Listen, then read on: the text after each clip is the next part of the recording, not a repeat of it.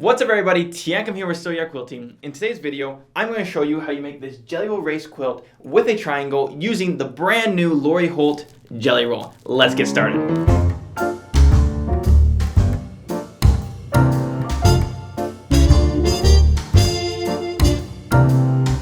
As you can see here, we have some beautiful colors here, and we are going to have to select which colors we want to use because we only need to pull out 30 of our strips. The other 10 strips will be doing our binding. So make sure you grab the colors that you want out of your Jelly Roll. I've already opened mine up and put colors together. So as you can see here, I've got my greens kind of together. I've moved my browns around.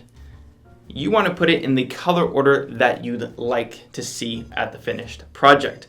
From here, we're going to set all of our Jelly Roll to the side, and we need to make a couple of cuts. Nothing crazy here. We need to cut out 30 4.5 inch by 2.5 inch little strips here, which will be the actual triangle as you see behind me. I've chosen to go with a nice white on white. I think it's going to stand out the best with the fabric that I currently have, but you could use a solid in this case. Now this next step is to actually dive right on into the sewing. I've already got my whites here. I'm going to pull out one of my Jelly Roll strips, and you sew it much like binding. So let me show you what I'm talking about here. I'm going to take my one strip, I'm going to take my white on white, and I do have a salvage edge here that I have not cut off. I'm going to lay this on top of my rectangle here, and if you notice, I've hung over that salvage edge. That way I can just snip it off after I'm done sewing. Now you have to envision what you want here. I want my point to go all the way up here to the top, so I'm going to sew from the bottom left corner all the way up to the top right corner, which then when I open this up, you can see I'll have half of my point, which is what I'm going to do right now.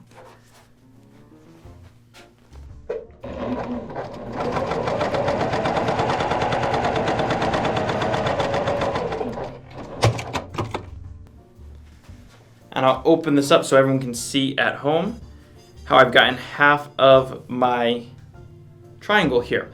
Now, if you don't feel confident of just putting it right underneath the sewing machine and to start sewing, a little trick that you can do here is if you take your white on white and you fold it over down towards the bottom here, you can actually make a little crease in here. That way you kind of have a guided line that you can sew on top of. Just a little pro tip there. From here, now that I have one half of my triangle done, it's time to add on the other half.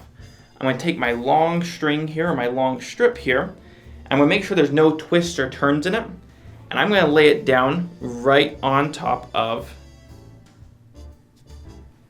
my rectangle on the other side. And we're going to sew from the exact opposite, bottom right to top left, which will then create our triangle that we want. So I'm going to take this over to the sewing machine.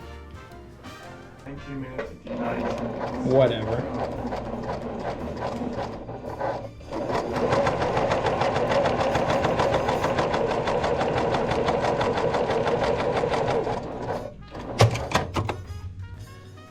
So now that I've sewn that on, when I open this up, you can see that I've achieved the triangle here. Now it's time to iron and cut off our excess here. What I mean by excess is I'm going to just take a pair of scissors, nothing complicated, and I'm going to trim 1/4 inch away from that seam line that I just made. I'm going to do the same thing to the other side.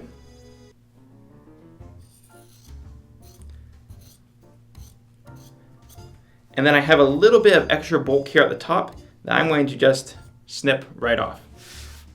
From there, I'm going to take this on over to the ironing board and make sure to iron this all the way out flat. And what I like to do is make sure I'm ironing to the dark sides. What that exactly means is that since I have white and I'm using white, if I iron everything towards the white side, you will be able to see my fabric from underneath. So I'm going to go ahead and give that a nice press.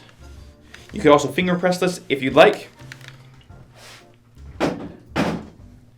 which is going to give us this band here. Now the band's really important, and this is where you can kind of make some of your own decisions of what you want to do. For this project I'm going to do today, I'm not going to add a bunch of multiples in here. I'm just going to add one per row. And if you're going to do that, just so everyone knows, it'll take about half a yard of your white on white or your solid. If you want to do what I've done here in the background, jump up to about a half a yard. What I'm going to do now is repeat this process to every last strip that I have, and I'll show you what the next step is. I've got 2 strips here to be the easiest way to show you guys. And what I'm going to do is I'm going to just randomly cut this. Now, bear with me here, much like a Bargello. So I'm going to take this, I'm going to put the triangle right about there, stick my pair of scissors in here, and cut, which then gives me my triangle at a random point on the strip here. I'm going to do the exact same thing to my next one, which I'm going to put it right about there, and do the same thing. Simple. Then I'm going to put them right sides together and sew all the way down. The one important thing here is what everyone wants to do is they go like this and they sew it together. When they flip it outside, the triangles are pointing together. If that's what the style you're going for, go ahead and do that, but make sure your triangles are on the right sides. So what I'll do is I'll put it like this, and we're going to sew all the way down.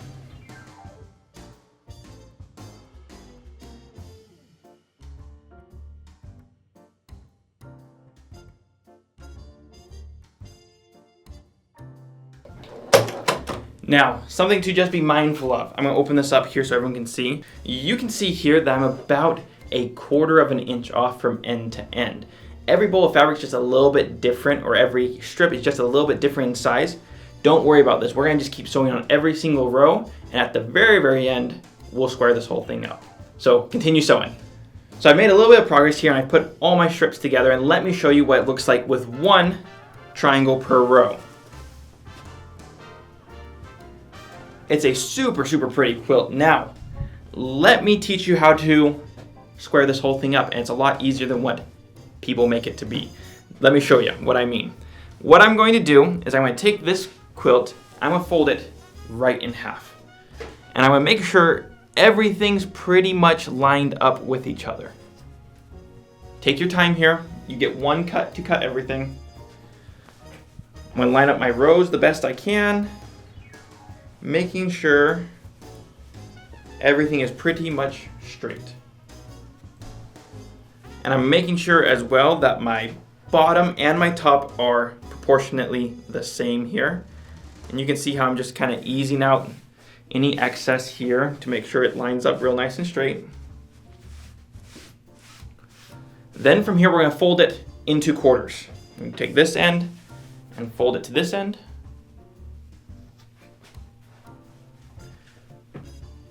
Again, taking my time here, making sure I'm lined up with everything. So now that I have this in quarters, you can see here that I'm pretty much lined up on this bottom edge, but on my top edge, I'm about 1/4 of an inch off-ish. What I'm going to do is I'm going to pull up my rotary cutter and ruler here. I'm going to line it up with some lines on my board or on my cutting mat. That way, I can lay down my ruler up against the line like so. Let's make sure that's where we want it to be. I'm going to line it up with this line right here. And when I cut this, it'll make sure that 2 of my sides are perfectly straight. Then I'm going to repeat the process to the other side, which will make the other 2 perfectly straight and square. So let's do that. So, and as you can see, guys, not very much here. Then on the other side, we're going to do the exact same thing. And I'm going to take a little bit more off of this side because I want to make sure this side is 100% good. Maybe my cutting mat here says I'm about 1/4 of an inch or more, maybe 3/8 of an inch cut off here. So from there, we should be able to open this up and show you the final project. So just like that, you have a brand new quilt top that is 100% square. And what I'm going to do is I'm going to take this across the building to our in-house long armor to have this quilt finished. Once it's finished, using my extra 10 pieces of my Jelly Roll, I'll be able to put a really nice scrapping binding all the way around. Thank you so much everyone for watching this video, and if you've liked the video, hit the like button, subscribe to our channel, and don't be afraid to share it with your friends. Again, thank you so much for watching, and my name's Teancum, teaching you how to sew like a pro. We'll see you here next week at Sew Yeah Quilting.